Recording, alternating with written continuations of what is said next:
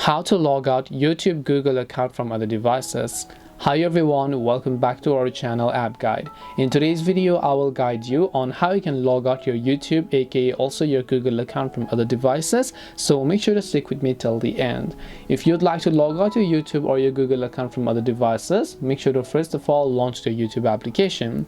After you've done that, just make sure to tap the profile icon from the top right and then just go to manage your Google account. And when you come to the manage your Google account option, over here you should be able to find a tab known as security. Make sure to tap on the security tab.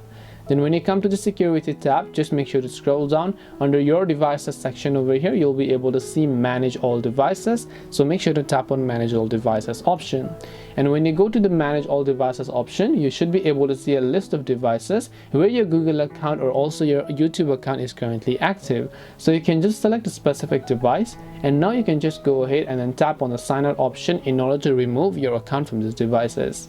In case you want to actually go ahead and then be a little bit secure, in that case you can also just try changing your password. So when you come to the security tab, just go to the password section and make sure to basically change your password as well.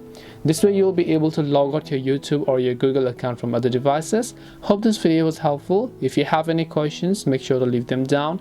Thank you for watching and see you in the next video.